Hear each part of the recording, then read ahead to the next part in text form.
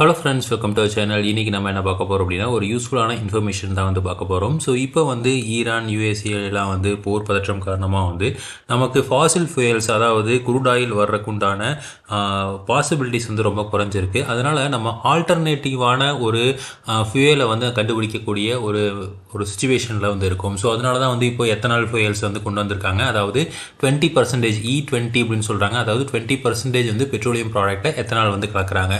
So அது மட்டும் இல்லாமல் இப்போ ஃப்ளக்ஸ் ஃபியூயல் அப்படின்ட்டு 100% எத்தனாலை வச்சு நம்ம ஒரு காரையோ இல்லை பைக்கையோ நம்ம ஆப்ரேட் பண்ணுறதுக்குண்டான ஒரு டெக்னாலஜியை கண்டுபிடிச்சிருக்காங்க. ஸோ இந்த மாதிரி இருக்கிறப்போ நம்ம அடுத்ததாக இன்னொன்று கொண்டு வச்சுருக்காங்க. அதாவது ஹைட்ரோலிசிஸ் பிளான்ட் மூலமாக பிளாஸ்டிக்கில் இருந்து நம்ம என்ன பண்ணுறோம் அப்படின்னா ஆயில்ஸை பிரித்து எடுக்கிறோம். ஸோ ஃபியூயல்ஸை பிரித்து எடுக்கிறோம். ஸோ இது பார்த்திங்க அப்படின்னா ரெஃப்யூஸ் டெரைவ்டு ஃபியூயல் அப்படின்னு சொல்கிறோம். அதாவது ரெஃப்யூஸ் அப்படிங்கிறது நம்ம யூஸ் பண்ணுற வேஸ்ட்டு. அந்த வேஸ்ட்லேருந்து அந்த ஃபியூயலை டிரைவ் பண்ணுறோம், அதாவது எடுக்கிறோம். அப்படிங்கிறனால அதை என்ன சொல்கிறோம், நம்ம ரெஃப்யூஸ் டெரைவ்டு ஃபியூயல்னு சொல்கிறோம். ஸோ இது எங்கே பண்ணுறாங்க அப்படின்னா, பெங்களூரில் பைரோலிசிஸ் டெக்னாலஜி யூஸ் பண்ணி என்ன பண்ணுறாங்க அப்படின்னா, பிளாஸ்டிக் அண்ட் ரப்பர் வேஸ்ட்லேருந்து நம்ம ஆயிலை எக்ஸ்ட்ராக்ட் பண்ணுறாங்க, பை ப்ராடக்டாக எடுக்கிறாங்க. ஸோ இது பச்சைநாடி அப்படிங்கிற ஒரு பிளேஸில் பண்ணியிருக்காங்க. ஸோ இதில் Bengaluru city corporation ARV conservation cent care அப்படிங்கிற ஒரு லிமிட்டடோட டைப் பண்ணி இதை சக்ஸஸ்ஃபுல்லாக எஸ்டாப்ளிஷ் பண்ணியிருக்காங்க. ஸோ இதனால் என்ன பண்ணுறாங்க அப்படின்னா, இந்த ப்ராசஸில் 15 மெட்ரிக் டன்ஸ் ஆஃப் ரிஃப்யூஸ் நம்ம டெய்லியும் நம்மளால் ப்ராசஸ் பண்ண முடியும். அது மட்டும் இல்லாமல் இதுலேருந்து அவுட்புட் 10,000 லிட்டர், அதாவது பைரோலிசிஸ் ஆயிலை எடுக்க முடியும். ஸோ இது டிஃப்ரெண்ட்டான நிறையா இண்டஸ்ட்ரீஸுக்கு நம்ம ஃபியூயலாக அனுப்ப முடியும். அடுத்தது பார்த்திங்க அப்படின்னா, இதை Mangalore refinery and petrochemical limited test பண்ணியிருக்காங்க. ஸோ இதில் 15லேருந்து 20% யூஸபிள் ஹை கிரேட் ஆயிலை நம்ம கொண்டு வந்திருக்கோம் அப்படிங்கிற மாதிரி டெஸ்டிங்கில் சொல்லியிருக்காங்க. ஸோ இது நமக்கு ஒரு பாசிட்டிவான ஒரு இதுதான் இருக்குது. ஸோ இது நம்ம எஸ்டாப்ளிஷ் பண்ணுறதுக்கு எவ்வளோ ஆகும் அப்படின்னா, கிட்டத்தட்ட ஒரு 1 crore பக்கமாக நமக்கு இந்த ப்ராஜெக்ட்டுக்கு இந்த பிளான்ட் எஸ்டாப்ளிஷ் பண்ணுறதுக்கு ஆயிரும். ஸோ இதில் பை ப்ராடக்டாக என்னென்ன கிடைக்கிது அப்படின்னா, பைரோலிசிஸ் ஆயில். இது நம்ம ஆல்டர்னேட்டான ஸ்டாண்டர்ட் ஃபியூயலாக இண்டஸ்ட்ரீஸுக்கு யூஸ் பண்ண முடியும். அடுத்து கார்பன் பிளாக் நமக்கு கிடைக்குது. ஸோ இது சிமெண்ட் ஃபேக்ட்ரியில் கிளின்கருக்காக நம்ம இதை யூஸ் பண்ணலாம். இல்லை பாய்லர் ஆப்ரேஷனுக்கு இந்த கார்பன் பிளாக்கை யூஸ் பண்ணலாம். அடுத்து சின் கேஸ் கிடைக்குது. இந்த சின் கேஸ் பார்த்திங்க அப்படின்னா, வேரியஸ் இண்டஸ்ட்ரீஸ், அதுக்கப்புறம் மேனுஃபேக்சரிங் அப்ளிகேஷன்ஸில் இந்த சின் கேஸ் நமக்கு யூஸ் பண்ணுறதா இருக்குது.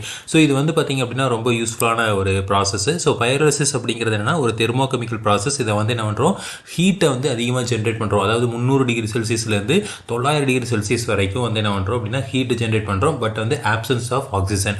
ஸோ ஆக்சிஜன் இல்லாமல் இதை இன்சினரேஷன் சொல்ல முடியாது. இன்சினரேஷன் அப்படிங்கிறது எரிக்கிறது, ஆக்சிஜனோட வச்சு எரிக்கிறது. இதில் கார்பன் டை ஆக்சைட்ஸ்லாம் நமக்கு நிறைய எமிட் ஆகும். ஸோ இது பார்த்திங்க அப்படின்னா வித்தவுட் ஆக்சிஜன் இல்லாமல் இதை என்ன பண்ணுறோம், நம்ம பேர்ன் பண்ணுறோம். அப்படி பண்ணுறப்ப நமக்கு என்ன ஆகுது அப்படின்னா, டீகம்போஸ் ஆகுது. எரியாமல் டீகம்போஸ் ஆகுது. டீகம்போஸ் ஆகிறதுனால நமக்கு பை ப்ராடக்டாக என்னென்ன கிடைக்கிது அப்படின்னா, பைரோலிசிஸ் ஆயில், அதாவது வேஸ்டான ஒரு ஹை கிரேட் ஆயில் கிடைக்குது. அது மட்டும் இல்லாமல் நமக்கு ஒரு கார்பன் பிளாக் கிடைக்குது, சின் கேஸ் கிடைக்குது. ஸோ இதில் இதோட பிரின்சிபல் மெயினாக வேஸ்ட்டை ஹீட் பண்ணுறப்போ, ஆக்சிஜன் ஃப்ரீ என்வரான்மெண்ட்டில் ஹீட் பண்ணுறப்போ நமக்கு பை ப்ராடக்ட்ஸ் நிறைய கிடைக்குன்னு சொல்கிறாங்க.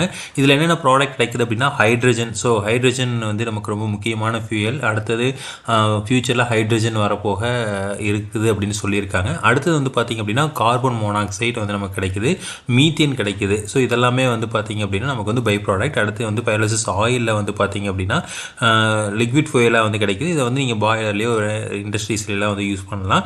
அடுத்தது சார், இது சார்கோல் கிடைக்குது. ஸோ அந்த கார்பன் பிளாக்கை நம்ம சிமெண்ட் மேனுஃபேக்சரிங் இண்டஸ்ட்ரீஸில் யூஸ் பண்ணலாம். ப்ராசஸ் ஃப்ளோ இதுதான். முனிசிபல் வேஸ்ட்டை நம்ம கலெக்ட் பண்ணுறோம். அடுத்து வேஸ்ட்டை செக்ரிகேட் பண்ணுறோம். செக்ரிகேட் பண்ணிவிட்டு அதை ட்ரை பண்ணி அந்த சைஸை ரெடக்ஷன் பண்ணுறோம். அடுத்து பைரோலிசிஸ் ரியாக்டரில் உள்ள நம்ம கொடுக்குறோம். கொடுத்தா நமக்கு 3 பை ப்ராடக்ட் கிடைக்குது. ஸோ இதோட அட்வான்டேஜ் என்னென்னா, லேண்ட்ஃபில் வேஸ்ட் 70-90% நம்மளால் குறைக்க முடியும்.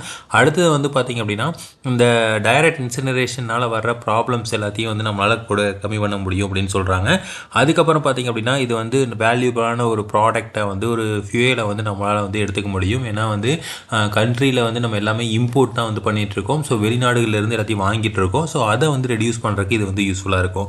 ஸோ இதில் நமக்கு டிஸ்அட்வான்டேஜும் இருக்குது. ஏன்னா இனிஷியல் இன்வெஸ்ட்மெண்ட் 1 crore மேலே போட வேண்டியது இருக்குது. இது பார்த்திங்க அப்படின்னா நம்ம இம்போர்ட் பண்ணுறதை விட அதிகமாக போகும். ஆனால் இம்போர்ட்டில் நமக்கு ப்ராப்ளம் இருக்கிறனால தான் இதை போகிறோம். ஸோ இதை வந்து இனிஷியல் இன்வெஸ்ட்மெண்ட் கொஞ்சம் அதிகம். அடுத்தது வந்து பார்த்திங்க அப்படின்னா நம்ம வேஸ்ட்டை வந்து ப்ராப்பராக செக்ரிகேட் பண்ணணும். ஸோ செக்ரிகேஷனில் வந்து நமக்கு நிறையா ப்ராப்ளம்ஸ் வரும். அடுத்து வந்து மாய்ஸ்சர் வந்து இருந்தது அப்படின்னா அதோட எஃபிஷியன்சியை வந்து ரெடியூஸ் பண்ணும். அதே மாதிரி நம்ம பைரோசிஸ் ஆயிலோட குவாலிட்டி இல்லை கேஸோட குவாலிட்டி எல்லாமே வந்து டைப் ஆஃப் வேஸ்ட்டை பொறுத்து நமக்கு மாறுபடும். ஸோ எல்லா இடத்துலையும் ஒரே மாதிரி நமக்கு வந்து வேஸ்ட்டு ஜென்ரேட் ஆகும் அப்படின்னு சொல்ல முடியாது. ஸோ அந்த மாதிரி நமக்கு சேஞ்ச் ஆகிறதுனால நமக்கு வந்து ப்ராப்ளம் ஆகும். அதே மாதிரி வேஸ்ட் கலெக்ஷன்லேயும் நமக்கு ப்ராப்ளம் இருக்கும். ஏன்னா வேஸ்ட்டை வந்து பொதுமக்கள் வந்து கொடுக்குறாங்க அப்படின்னா அதை வந்து ப்ராப்பராக செக்ரிகேட் பண்ணிலாம் கொடுக்க மாட்டாங்க. ஸோ நிறைய கலந்து வந்து கொடுப்பாங்க. ஸோ அதை எல்லாத்தையும் செக்ரிகேட் பண்ணுறதுல நமக்கு நிறைய இஷ்யூஸ் வந்து வருது. ஸோ மெயினாக பார்த்திங்க அப்படின்னா இந்த ப்ராசஸ் வந்து நமக்கு ரொம்ப முக்கியமான ப்ராசஸ்.